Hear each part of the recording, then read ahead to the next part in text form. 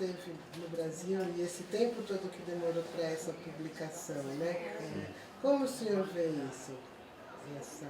O país mudou radicalmente desde essa altura. Estávamos em plena ditadura, um ambiente extremamente difícil de comunicação. Era preciso criar muita confiança. A razão pela qual eu tive a confiança dos líderes comunitários é porque não era americano, norte-americano, porque se fosse não me diriam nada, porque naquela altura quem fazia pesquisa nas favelas eram agentes da CIA e, portanto, as pessoas estariam sempre a pensar que eu era um agente da CIA, se fosse americano. Como era português, não acreditavam que eu fosse sociólogo, porque os portugueses são comerciantes. E então, durante muito tempo, também não me aceitaram como sociólogo, até que começámos a discutir politicamente. Eu a criticar o regime ditatorial que existia em Portugal na altura, e eles começaram a abrir-se sobre a ditadura. E a partir daí começámos a conversar, e obtive muita informação, com o compromisso de nunca a publicar na minha tese, porque se a publicasse, eles ficavam em risco. E, portanto, a minha tese nem um décimo tem daquilo que eu aprendi na favela. De Sociologia há 2 livros novos que estão a ser apresentados. Um chama-se O Direito dos Oprimidos, que foi a minha tese de doutoramento feita há mais de 40 anos e que nunca foi publicada em português. Foi feita na favela do Jacarezinho, no Rio, vivendo lá durante uns meses, e tive todo o gosto de poder finalmente publicá-la em português, pela Cortês, editora Cortês, e vamos lançá-la também no próximo sábado, na própria Jacarezinho, na favela, na Escola de Samba, Jacarezinho. É também uma grande homenagem a mim, a um grande líder comunitário, chamado Irineu Guimarães, que foi depois mais tarde, obviamente, deputado do PT, mas que eu conheci na clandestinidade, obviamente, como sapateiro, que era, na favela. E, portanto, esse é o primeiro livro. O segundo livro é um livro que eu escrevi também, já há algum tempo, que foi a minha pesquisa nas Ilhas de Cabo Verde, sobre as formas de organização do Estado depois da independência, nomeadamente na área da justiça. E, portanto, tem muito trabalho sobre a justiça popular, como se chamava então. Depois há um terceiro livro, que normalmente está fora de todas as referências, que é um livro de poesia, porque eu também sou poeta, e vamos lançar no Rio, na próxima quinta-feira, o meu último livro de poesia, que se chama 139 epigramas para sentimentalizar as pedras.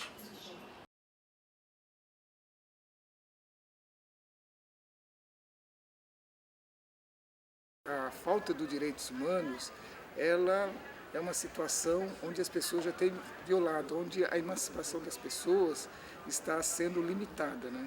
Então, toda política emancipatória ajuda com que as pessoas possam dar passos para poder avançar e, aos poucos, conquistar a questão dos direitos humanos, né? Então, a política emancipatória é uma questão necessária para você, aos poucos, caminhar no sentido dos direitos humanos. Toda política que emancipa, né, que cria condições para cidadania, para direitos, para realização de políticas públicas, só pode ajudar no feminismo e ajudar as mulheres, porque o feminismo é, na realidade, a defesa dos direitos das mulheres, da plena cidadania. É isso que é o feminismo, né? Então, as políticas emancipatórias podem ajudar muito, embora hoje nós estamos vivendo um retrocesso político enorme, do ponto de vista assim, institucional do Estado. Nós estamos vivendo um processo muito, uma onda conservadora muito forte que vem justamente retirando, excluindo as políticas emancipatórias. Coragem, falta articulação com os movimentos sociais, a sociedade civil, que já está muito organizada nesse sentido, já vem tentando há muito tempo fazer com que isso ocorra. Por exemplo, um dos coletivos que trabalha muito por isso é o Fórum Nacional pela Democratização da Comunicação, que tem um trabalho fantástico há muitos anos. Então eu acho que o governo tem que dialogar com a sociedade e ainda não conseguiu fazer isso por um erro, por um equívoco de visão do meu ponto de vista. A questão ambiental é basicamente uma questão de diálogo na diversidade. Então, todas as políticas ambientalistas são condizentes, convergentes com as políticas emancipatórias e vice-versa. Então, a busca dessa sintonia, desse diálogo, se demonstra como essencial para que nós tenhamos possibilidades de futuro no planeta.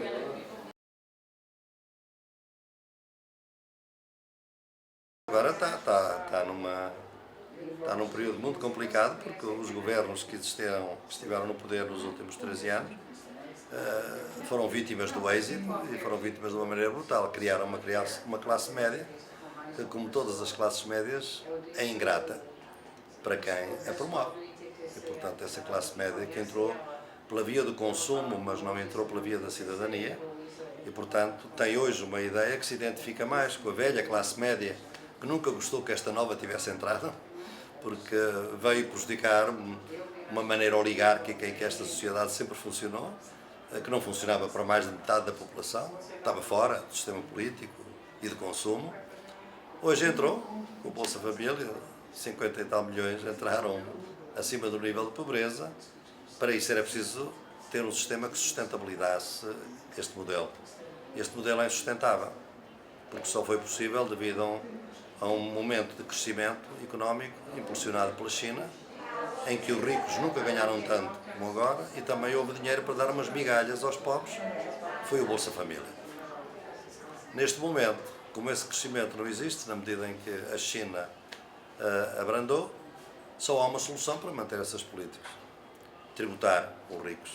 Mas como não se pode impor impostos aos ricos porque o sistema não permite, neste momento temos uma crise. O Estado endivida-se e o Estado endividado é um Estado que paga juros. Hoje, num mundo dominado pelo capital financeiro, paga juros absolutamente especulativos. Isso destrói qualquer país.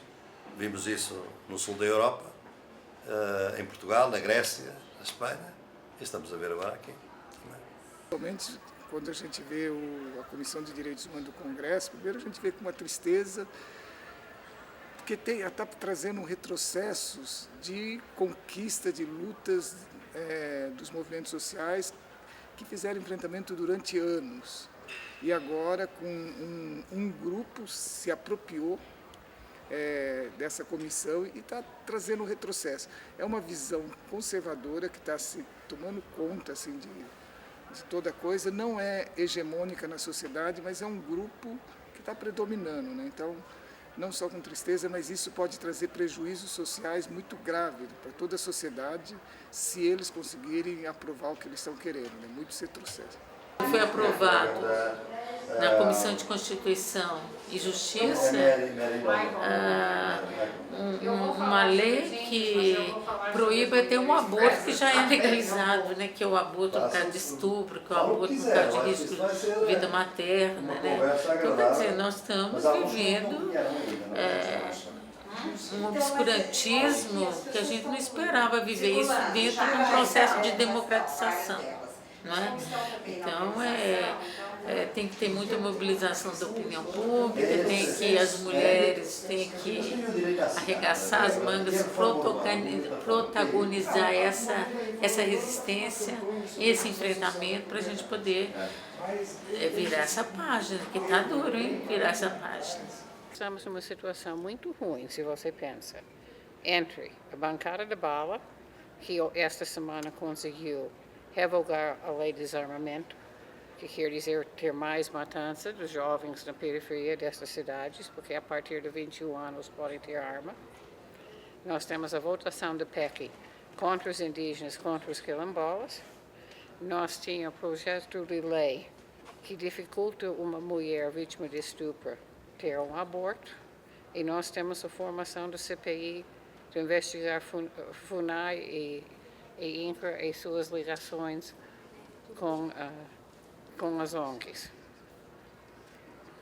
Agronegócio manda neste país. Nas casas também, né? No poder legislativo e no executivo também. Presentes jogos indígenas A Cátia Abreu recebeu 10 milhões para realizar os jogos. E o governo não tem dinheiro para resolver a questão dos Guarani Kaiowá, Mato Grosso do Sul. Nós estamos vivendo, nesse momento na sociedade, uma explicitação do pensamento mais conservador, dos mais retrógrado. Está sendo muito explicitado e está conseguindo também aglutinar parcela da sociedade. Agora, na minha visão, eu penso que é um momento de transição e por isso é que eles estão conseguindo, mas eu pessoalmente acredito muito que não é um grupo que vai resistir muito tempo não, certo? Porque mesmo com a fragilidade que os movimentos sociais estão vivendo agora, tem uma luta histórica muito grande. E essa luta histórica, essa força construída durante os anos, elas aos poucos vão conseguir retomar o seu lugar. O movimento negro hoje se encontra num impasse, né, que é entre permanecer nas lutas pelas reformas institucionais, que já se mostraram também lutas que de alguma maneira apenas modificam as condições de opressão, ou então o movimento negro se engajar com uma visão muito mais ampla, num projeto político e de reestruturação econômica muito maior, para que seja possível, portanto, pensar numa emancipação. Os partidos que levantam a bandeira do ambientalismo, do ecologismo, a bandeira verde, eles ainda precisam amadurecer, né? É interessante, eles são verdes, eles precisam amadurecer para colocar para a sociedade com todas as cores a questão ambiental e todo o ideário ambientalista com as suas com os caminhos que ele aponta para a sociedade. As populações hoje estão sendo ignoradas. O governo federal não demarcou nenhuma terra indígena e se intitulou uma ou duas comunidades quilombolas. Então, há um movimento contra o direito dos indígenas e dos quilombolas. Uma negação do entendimento na Constituição que o Brasil é um país multicultural, pluricultural. Acho que a gente tem que falar apenas de representação, a gente tem que falar também de espaço de decisão e espaço de construção. Eu acho que falar de mídia, né, e falar de comunicação é falar também da inserção de uma série de reivindicações e também de uma carga simbólica muito grande que vai mudar também o modo com que as ideologias e a própria representação do negro vão ser colocadas para a sociedade. Eu espero que a mídia seja afetada aqui no Brasil com a democratização dos meios de comunicação e com uma lei que regule os meios de comunicação, que os nossos governos ainda não tiveram coragem de fazer a regulação da mídia, como fizeram Argentina, Venezuela, Equador. Então, eu acho que tem a ver com isso, com essa urgência pela democratização dos meios de comunicação e pela regulação, porque a mídia hoje é a grande inimiga da sociedade brasileira e existe um golpe em andamento, em grande parte engendrado pela mídia, exatamente porque a mídia se sente toda poderosa, embora esteja na mão de pouquíssimos grupos econômicos. Então, acho que tem que passar por aí. A redação do Enem, que faz como proposta o título, né? A persistência da violência contra as mulheres na sociedade brasileira, é de uma importância e é um chamamento mesmo, eu entendo assim como um chamamento, principalmente para o setor educacional, no sentido de que nós temos que trabalhar com gênero na educação. Porque você vê o retrocesso tirado do plano nacional de educação e dos planos estaduais, municipais, a categoria gênero, isso é um atraso imenso, entendeu? E a redação vem contrapor, quer dizer, vem contrapor no sentido assim, vem alerta, gente. Nós estamos querendo tampar os olhos para uma realidade que está acontecendo aqui na nossa casa, que nós temos que tomar providências, né? Eu acho que chamou não só chamou aqueles quase 8 milhões de estudantes que fizeram o Enem, mas toda a sociedade, né? Tanto é que repercutiu de norte a sul nas redes sociais, né? Foi uma maior repercussão, porque realmente foi assim. Então tem iniciativas excelentes e nós temos que abraçar essas iniciativas que estão esparsas ainda, eu entendo assim, elas esparsas, para a gente poder criar uma força aí, uma barreira e contrapor o que nós estamos vivendo, né? Em termos de institucionais, porque é um processo enorme. O importante a gente tem que ver, fala de como a educação é importante, mas como também a educação, sem uma mudança estrutural, ou seja, uma restauração econômica e política, ela é mais do que insuficiente. A educação, veja, a educação é uma educação para a sociedade, ela é estruturada para que vivamos na sociedade. Então, acho que o que o ProUni e outras políticas, o Enem, enfim, a política de cotas, acho que o que eles trazem é simplesmente a abertura de um espaço que antes não era para as pessoas negras, e as pessoas negras agora podem participar desse espaço. E isso vai gerando uma série de contradições, porque a sociedade brasileira é racista efetivamente. Só que eu acho que a gente não pode supervalorizar o papel de uma educação que ainda é feita sobre bases políticas e econômicas que reproduzem uma sociedade, como eu falei, que é estruturalmente voltada para a exploração e para o racismo. Então, ainda que o negro se forme em jornalismo ou se forme em direito, a pergunta é, esse negro, essa negra que se forma em jornalismo, vai ter um papel protagonista, vai ter um papel de liderança, de relevância nas redes de televisão? Olha, ela é bem tensa, controversa e rica.